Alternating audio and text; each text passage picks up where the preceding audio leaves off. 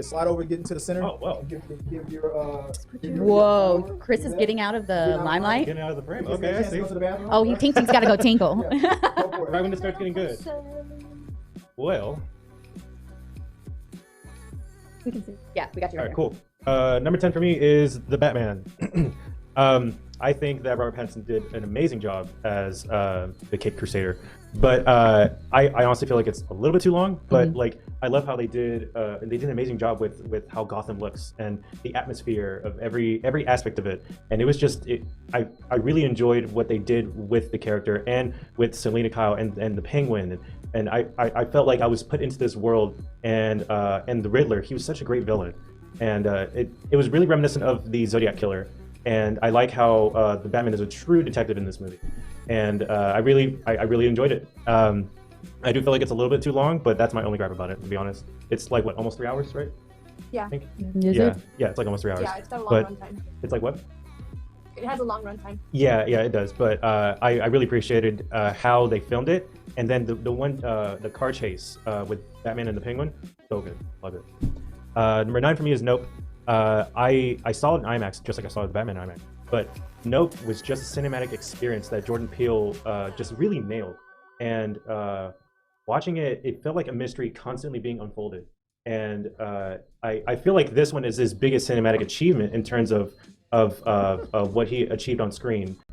Number 8 is something nobody's gonna have in their top 10, but I have it in my top 10, and that's Jackass Forever. I have. Freaking kill me now. You're done. No, go. That is, Kill me now. I have not laughed in a movie theater so hard. You know, I heard that. I did hear Actually, that. There was a bit that they had in the movie. It's called oh god, something with Silence of the Lambs. Silence of the Lambs. If you look it up on YouTube, it is literally the funniest part of the whole movie.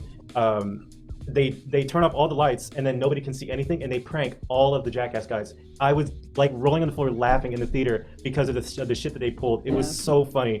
Because I have not laughed in the theater so hard at all this year. Besides this movie, it had to be in my top 10. Like it is that good of a comedy. So that is my number 8. Number 7 is Prey. I think that is the best Predator sequel I've ever seen. It took it all the way back to its roots. Like, what would it be like if the Predator went against someone from the 1700s? And I like that they used everything at their disposal of to trying to combat this Predator. And the girl, the Native American girl, she's just so smart, and nobody believes her. Yeah, I saw a Predator. Like nobody believes her, but she finds a way to combat this Predator. It was so good to see. And like even the technology of the Predator, it's a little different hundreds of years ago. And I like that it shows like the development of it. Yeah, and the final showdown, I think it was pretty good. Maybe it went a little bit too easy for the winning side, but I like how they introduced the Predator technology with the technology of the 1700s. It was honestly like really entertaining. I enjoyed it. And number 6, Doctor Strange and the Multiverse of Madness. I mean, what else can I say about this movie that everybody else has said? Is that Elizabeth Olsen. Really great. Movies. You're saying Movies. all I gotta say is what Elizabeth Olsen did in that third act. Oh my god! I have not seen that much gore in a Marvel movie when it started, and I like Sam Raimi, just a visionary. Like what has he been doing in a long time since Spider-Man? Like I like that they brought a lot of the horror elements to it. It's a little scary. It's tension. It has all of that put into one, and Take that away from me. I want him doing anything. I want him to come and direct more Marvel movies, like something more scary, because we don't get a lot of those in Marvel films. So I want him to come back and direct more stuff like this, because he clearly knows what he's doing. Just don't let the studio kind of like interfere with it, because I feel like they do a lot. They firebomb Chick next week. Yeah. So number 5, you're not gonna look at this one. It's Elvis. I feel like we gotta praise the white boy. No. Tell me how much he's the king. I think he's so much the king he should be nominated for an Oscar. I think that he did such a good job that he should be nominated for an Oscar. I was gonna say at the start of the movie, it's clear that it's obviously Austin Butler as Elvis. But as the movie goes on, you forget that it's an actor. You start to think, oh, this is actually Elvis, because he immersed himself in that role so good that you forget that it's actually him. And then at the end of the movie, it shows real footage of Elvis. Like, oh shit, that's actually him. Spoiler. Yeah. But he really immersed himself in the character so much that I feel like he could actually win an Oscar for this. I don't know any other actor, and I think he could. I think he could. Being nominated means you could, but I don't think he will. Well, it's yet to be seen. but I feel just his performance alone earns him the spot on. I was impressed with number him on SNL the other night. That we Me watched. too. Thank you, Joy. He hosted. Thank you. No. 5. Avatar: The Way of Water. Holy shit, man! James Cameron took a long time to make this movie. Man, Everybody getting wet. everybody get. Slippery when wet. Everybody's getting wet. Look, on this channel, we call it the slippery when wet review. So go ahead. It's a slippery slope, is what it is. Yeah. You were slipping and sliding all through that movie. That water looks so real. It's 3 hours, and I think it really does feel like 3 hours. But but like they took their time to expand on the world that you've already seen. But I appreciate it. Like the underwater scenes are so lifelike, and James Cameron filmed it in a high frame rate. You can clearly tell when he's using it in a high frame rate, but it works with most of the scenes. Number 3 is Everything Everywhere All at Once, and I'm not gonna say any spoilers. No. Okay. No. I'm just saying that it's the best multiverse movie. At the end of the movie, the credits roll. You raggedy bitch. She's about to walk out, but it actually, without spoiling anything, it is a very entertaining movie. It's actually very funny, from what I remember. What I will say about one particular aspect of the movie is that the editing is fast-paced, top-notch. Like this movie should get nominated for its editing alone. And number 2 is something probably nobody has ever seen, but I saw. It is George Michael's Freedom Uncut. It's a documentary about his life and the beginning of his career and how he had a lot of troubles growing up, and then he became this iconic pop singer. And it showed his life going from the 80s and 90s and the 2000s, and his troubles of being gay and his troubles. Nixon's excited about this. Oh. Yeah, I literally got chills. Love me, love George Michael. Like, Yes, I recommend anyone who's at least a fan of his music to Yeah. watch that movie. I love his music, and So this is a biopic about George Michael, or what is it about? it's a documentary. He actually co-directed this before he died. Wow. Yeah. Yes, it is that good. And then there's also I'm so sorry. What was this one called? Freedom Uncut. Freedom Uncut. Freedom Uncut you can get on VOD right now. And there's even interviews with Prime. other musicians, really big musicians like Elton John and Stevie Wonder. They are interviewed and they listen to his music and they talk about George Michael and his life. And it shows from literally beginning to end of all of like the best highlights of his life. And when you hear the music playing, I was in the theater hearing his music and I'm like, this is so cool that I get to hear his music playing in the theater and I get to watch him perform it. Like there's even Did it hit you like wham? Did it wake you up before you go? There's even like random like little performances where he sings without any music, and it's just so empowering. I loved it, and the ending literally had me in tears. So that's why. Okay, now I really want to My see number it. Have you seen Last Christmas? Last the- Christmas. Henry Golding, Amelia Clark Christmas movie? I've heard of it. No, I haven't seen it, but I've heard of it. Yeah. It's all George Michael music, and George Michael, his very last single is played. He recorded a single for the end credits. Oh my God. Okay, now I have to Yeah. watch it. It's As a great. huge George Michael fan, I mean, I Is that have your to number watch one? it. No, it's not my number one. Okay, what's your- But speaking of Val Kilmer, my number one is Top Gun Maverick. Ooh, controversial.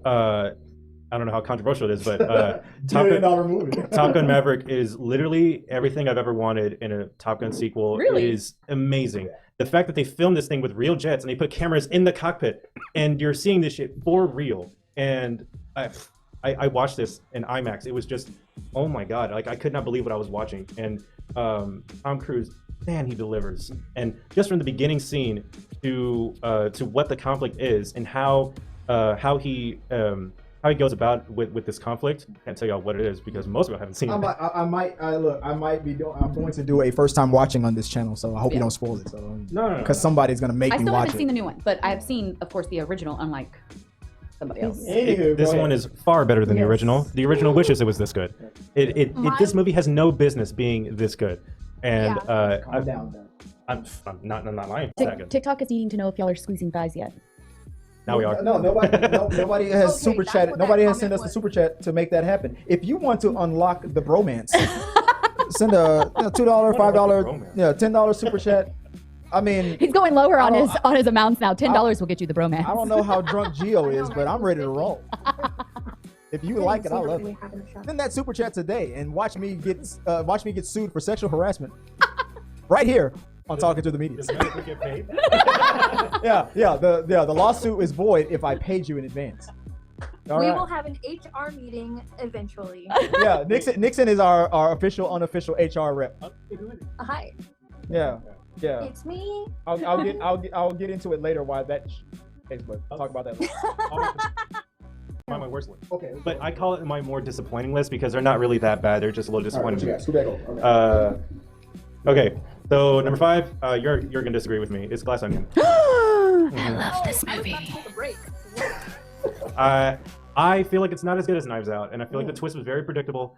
And I did say it was predictable. And I feel like the movie suffered because of it. It had a lot of ideas, just didn't know how to execute them. But I had an enjoyment. I did enjoy it, but not as good as the original Knives Out. Like I feel like the original Knives Out had a better case of the whodunit story.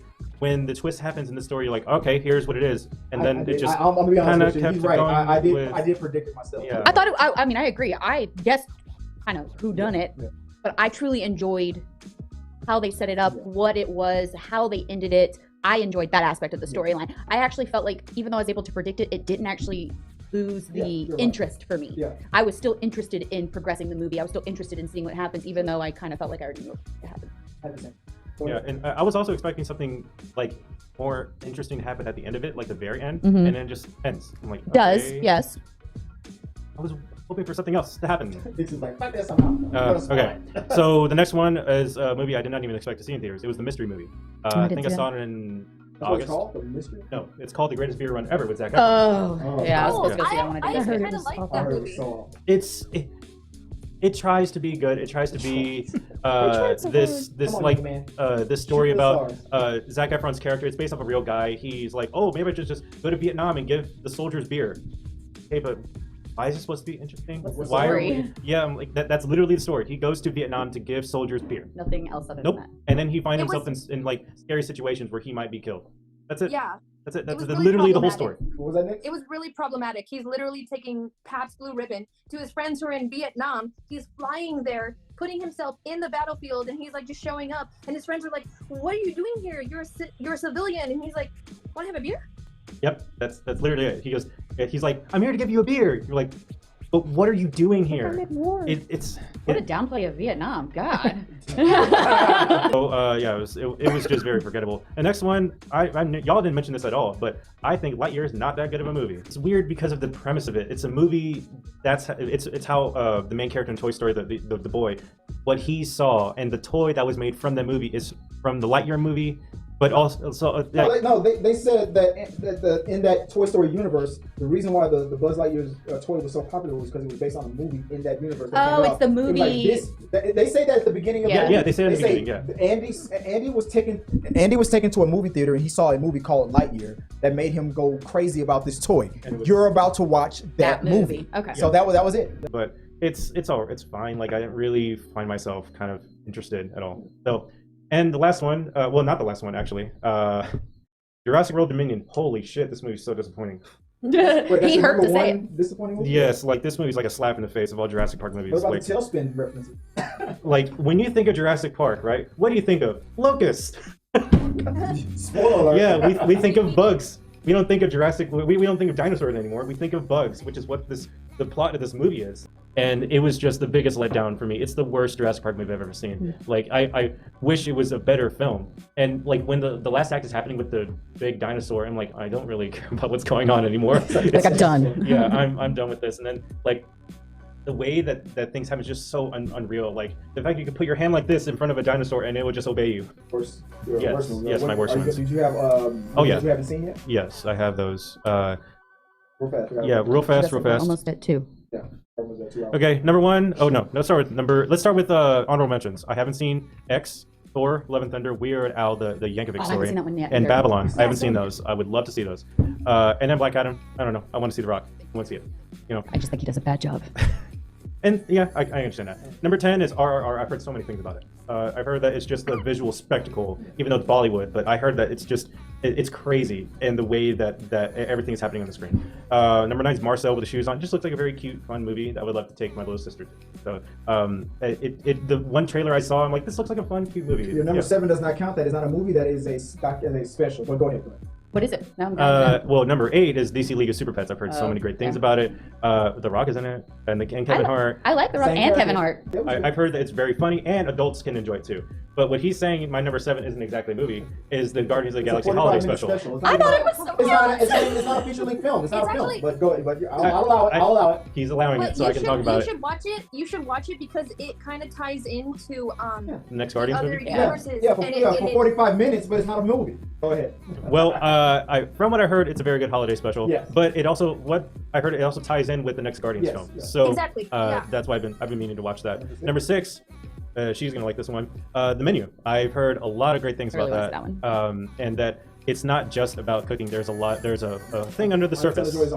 And I would like to know what this conflict is about. So number 5 is The Whale. Everyone's talking about Brendan Fraser, and everyone's saying that he did such a great job with this movie, and I'm really excited. I see promotions about it all the time online, and I'm like, And number 4 is a movie that snuck under the radar for me. Steven Spielberg's The Fabelmans.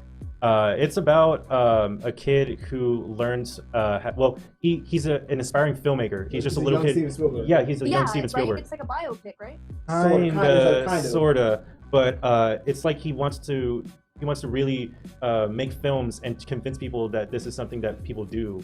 Make films, even if you're a little kid, it doesn't even matter. You can go in and shoot whatever you want. It's as long as you are passionate enough to do it. So that's what I've heard about it. And as an actor myself and someone who's made a short film before, I'm like, this is something I would love to see. Shameless plug. Shameless plug. And number 3 is The Banshees of Inisherin, just because it's Colin Farrell. It's so nominated too. Yeah, number 2 is The Northman. I actually had this ready to watch. I was trying to watch this yesterday, but I got a little tired, so I couldn't really watch it. But I've heard it's like a great story about the Vikings, and that's all I know about it. And Anya Taylor-Joy is in it, so yeah. Say less. Well, that's all you need to know then. And number 1 is probably not going to get nominated for anything, but I don't care. It's Violent Night. Like, I want to see Santa Claus whooping some ass. Yeah. Like, I want to see that shit.